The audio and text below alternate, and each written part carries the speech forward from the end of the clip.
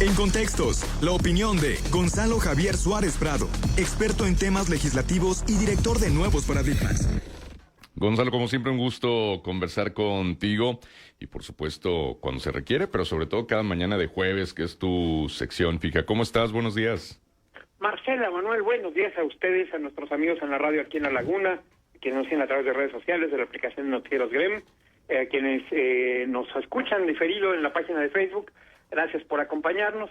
Hoy vaya nuestra felicitación cumpleañera para, imagínense, la directora de mi primaria, la maestra Patti, Wow. con quien andamos trabajando por ahí un proyecto teatral. Muchas felicidades, Patti, y espero verte muy pronto para darte tu abrazo. Y pues vaya, obviamente, la felicitación para la selección nacional, que vaya que gusto nos ha dado.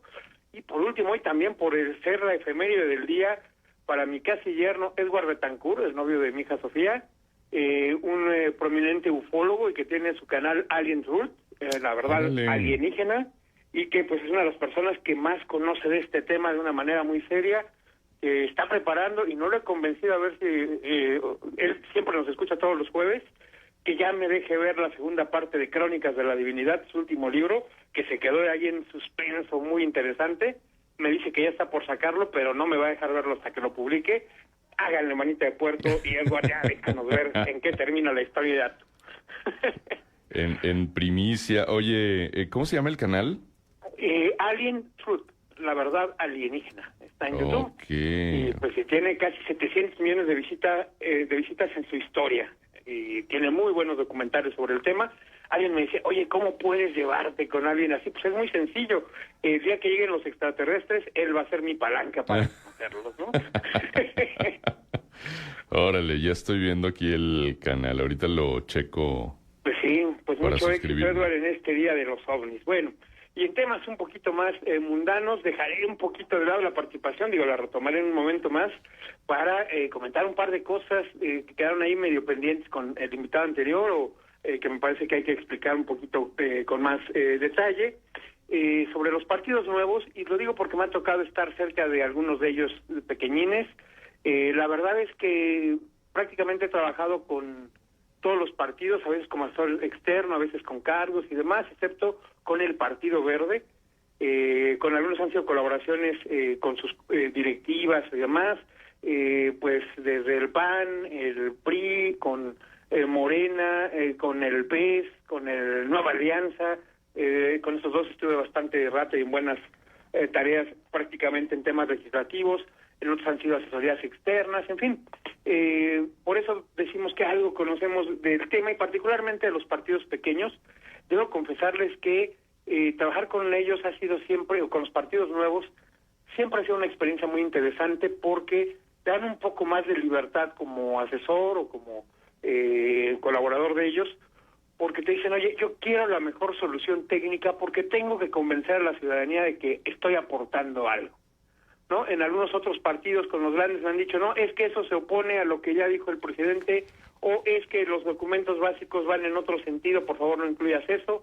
Ha sido complicado poder abrir espacios a iniciativas mucho más técnicas y más sofisticadas, y la verdad que te encuentras gente con mucha vocación de servicio y de querer ayudar a que México tenga posiciones diferentes. Por lo mismo, es bien complicado abrirse espacio en un mercado electoral. Es decir, decía nuestro invitado anterior, en Estados Unidos hay un bipartidismo. De hecho, no, tuvieron cerca de 9 candidatos presidenciales de la elección anterior. Lo que pasa es de que de demócratas y republicanos pues se llevan algo así como el 95% de los votos. Aunque el Partido Liberal o el Partido Verde también llegan a tener estados con 2 o 3% de la votación para presidente, pues no es suficiente como para incidir en el resultado, porque es un sistema donde el que gana se lleva todo. No queda mucho espacio para que no llegue en primer lugar, ¿verdad? Cosa contraria a lo que sucede en regímenes parlamentarios como Inglaterra o Alemania, donde necesitas, construyes una mayoría a partir de los legisladores, y entonces de ahí formas gobierno, ¿no? Llama la atención, por ejemplo, que el Partido Verde alemán ha estado presente en los gobiernos de ese país por los últimos 50 años. Es decir, invariablemente si alguien quiere gobernar, tiene que sumar al Verde, porque no es que sea la fuerza más grande, pero sí suma los votos necesarios para construir una mayoría, y por lo mismo hace que sus propuestas pesen y pesen mucho, ¿no? Aquí, en contraste, nuestro Partido Verde era en término pasado, uno de los partidos más exitosos dentro de la corriente verde mundial, es decir, tenía la bancada más grande tanto en número de diputados como en cantidad de votos, pero lo terminaron corriendo cuando hizo aquella propuesta de pena de muerte para secuestradores, porque iba en contra de uno de los principios de la Verde Internacional, ¿no? Es que cómo es posible que hagan eso es contrario a los principios verdes. Y dicen, sí, pero es lo que quiere la sociedad mexicana y nosotros estamos para representar a la sociedad mexicana. Bueno, pues terminaron expulsándolos de la Asociación de Partidos Verdes del Mundo, a pesar de que era el Partido Verde con mayor número de curules a nivel global, ¿no? Entonces, bueno, esos temas de congruencia luego pesan un poquito, ¿no? O, aunque usted no lo crea, como decía aquel célebre Ripley de las columnas de datos curiosos, el Partido Revolucionario Institucional, el PRI, y entonces el Partido de la Revolución Democrática, el PRD, estaban ambos afiliados a la Internacional Socialista, la agrupación de partidos de izquierda del mundo, ¿no? Curiosamente, pues aunque compartían esa afinidad, pues también eran muy diferentes en lo que pretendían, y por el otro lado, el Partido Acción Nacional era parte de la Asociación de Partidos Demócrata Cristianos del Mundo. Sin embargo, también le reclamaban pues que no enfatizaban mucho en su rol religioso o en su cristianismo práctico, ¿no? Entonces, para que vean que México se cuece aparte en ese sentido, es cierto que los partidos nuevos rara vez sobreviven una tercera elección, salvo tal vez el caso de algunos como Morena, que en términos médicos se fagocitó al PRD, se llevó a algunos liderazgos perredistas con presencia y tenía un liderazgo nacional muy fuerte. La verdad es que tantos años de hacer campaña de Andrés Manuel López Obrador, pues le jaló muchos votos, sobre todo con el argumento de, pues ya le toca, porque ya van 2 campañas y no llega, y en parte también hay que decirlo, porque buena parte del priismo a nivel regional o estatal en todo el país se sintió muy molesto con la dirigencia que se apañó, diciendo a veces en términos coloquiales, los cargos de elección, sobre todo en el Senado y en diputados. En la elección de 2018 no les dieron muchos espacios a los priistas con arraigambre local en buena parte del país, y terminaron apoyando la campaña de Andrés Manuel, suficiente como para inclinarle la balanza, ¿no? Ahora, un detalle importante que le preguntaba Marcela, por lo que escuchábamos, es ¿y cuánto nos van a costar? Pues la verdad es que no mucho, porque hay una bolsa común para el financiamiento de los partidos, y esa se reparte un porcentaje a todos los partidos por igual, sean chiquitos, grandotes, nuevos o casi centenarios, reciben un porcentaje igualito de financiamiento, y en la medida en que hay más partidos, pues ese financiamiento individual se reduce, porque es un porcentaje de la bolsa total. Y el resto se reparte conforme a la votación de la última elección. Evidentemente este fue un sistema diseñado en su momento por el PRI, pues para mantenerse en primer lugar porque iba arriba, pero en la medida que en el 97 pierde la mayoría en las cámaras y luego pierde la elección presidencial, pues se ha ido bajando su financiamiento. Hoy por día es Morena el partido que más dinero recibe de esta bolsa que se reparte con base a los votos acumulados. Entre más partidos, pues menos dinero para cada uno, ¿no? Ya lo decía el invitado anterior, países como Perú, con 44 partidos políticos nacionales, pues fragmentas el voto de una manera que no dejan gobernar, y no de balde, pues llevan casi 10 presidentes en los últimos 10 años, ¿no? Y algunos encarcelados a iniciativa de sus propios partidos, que les pierden la confianza o que no les dieron los espacios suficientes. Hay que pelearse y vienen las rebatingas y adiós, ¿no? Recordemos que era parte de lo que se mencionaba en la última reforma electoral, que el Partido Verde y el Partido del Trabajo se negaron a apoyarla porque desaparecer a los plurinominales los termina matando. Entonces, tienes partidos como el PES, el Encuentro Social, que en su momento, en 2018, pudo tener casi 50 diputados en su bancada, electos, al final se terminó integrando por poco más de 30, y algunos se fueron migrando después a Morena, pero esos 20 eran posiciones que le dieron al PES en la mesa de negociaciones, que ganaron su respectiva elección, pero que en realidad eran candidatos de Morena, a los que les ofrecieron distritos perdedores, y ¿qué creen? Pues terminaron ganándolos por el arrastre de Andrés Manuel López Obrador y constituyeron esta enorme bancada. Pero no pudieron mantener su registro 2 elecciones después, cuando ya iban como candidatos solos, ¿no?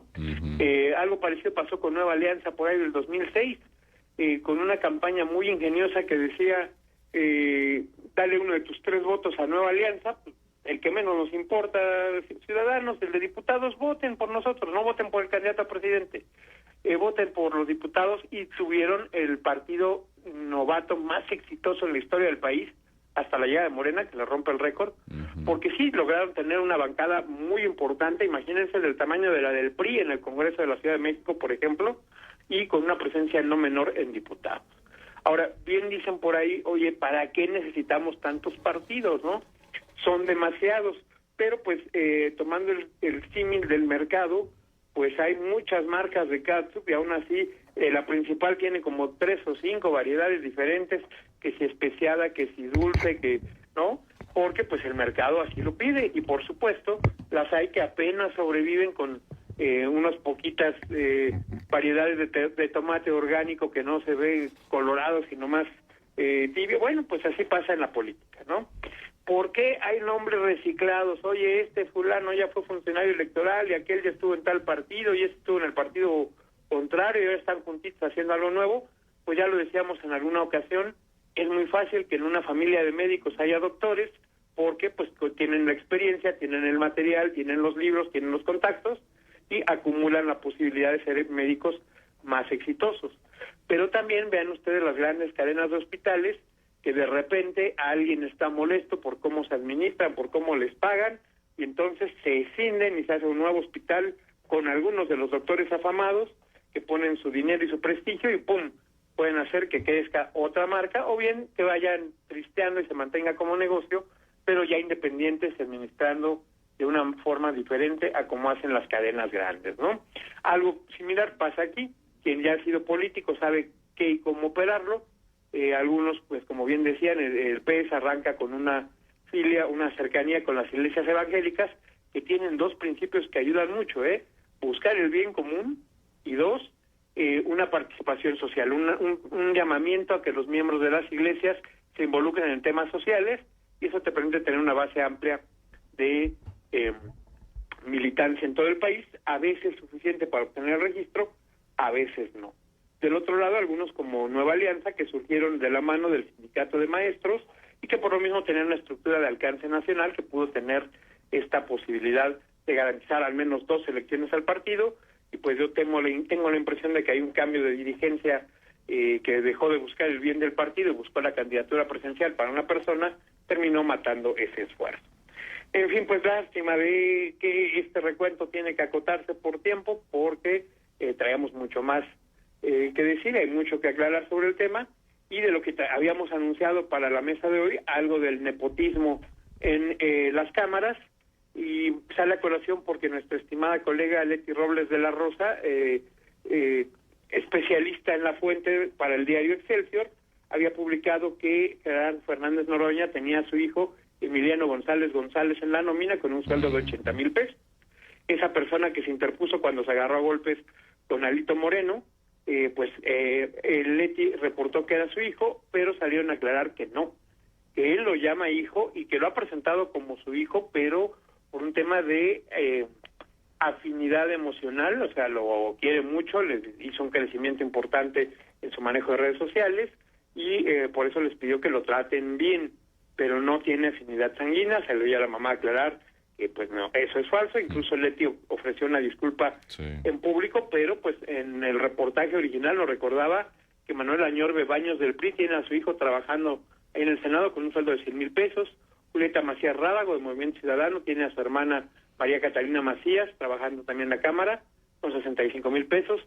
Óscar Palomera, que es un senador suplente y trabaja como secretario general, tiene una sobrina por ahí. Fernando Castro Trenti, diputado de Morena, tiene a su hermana en la nómina. Edith López Hernández de Morena tiene a su hija también colaborando por ahí. Carolina Villano del PRI tiene a su hijo en la nómina, Juan Carlos Lorea de la Rosa de Morena, tiene a un hermano también colaborando, Enrique Isunza, el célebre desaparecido, tiene una hija cobrando, aunque muy poquito, ya 24,000 pesos, pero está en nómina. Keiko Polensky del PT tiene a su hermana también la nómina con una muy pequeña ayuda, pero además está su hija, su nieta y su sobrina, o sea, la que más se sirvió con la cuchara grande, e incluso esa no aplica porque no es senadora, pero trabajó hasta hace poco, fue legisladora, antes de ser secretaria de Energía. Rocío Nale, hoy gobernadora de Veracruz, pues tiene un sobrino trabajando, ¿no? Como se dan cuenta, hay en todos los partidos pues de montos desde muy abusivos hasta muy moderados. Uh-huh. Pero pues no se vale que sean familiares directos trabajando en la misma dependencia, ¿no? Sí, exactamente. Y aparte habría que ver qué tipo de funciones y qué tanto aporte real hacen según el puesto en el que los ponen. Es correcto. Y bueno, pues así las cosas, Manuel, Marcela, están complicados ahí. Hay otros 37 legisladores que tienen familiares en el sector público, que, insisto, se vale, porque si eres una familia que se dedica a eso, pues tienes conocimiento y tienes experiencia y tienes relaciones como para hacerlo funcionar muy bien, pero bueno, también, como dice el bonito refrán, hay que ser marrano, pero no tan trompudo, ¿no? Que no abusen. Exacto, muy bien. Gonzalo, pues déjanos el punto de contacto, por favor. Marcela Manuel, estamos disponibles en gonzalosuarez.com y en la red X como @GJSwap. Perfecto, pues ahí estamos. Un abrazo, Gonzalo, como siempre. Gracias, Manuel, Marcela, nos hablamos el jueves. Saludos. Hecho. El maestro Gonzalo Javier Suárez Prado, experto en temas legislativos, director general de Nuevos Paradigmas desde la Ciudad de México, como cada mañana de jueves aquí en Contextos. Vamos a la pausa, 8:25, 24 grados temperatura. Regresamos enseguida. Escuchas Contextos. Regresamos con más.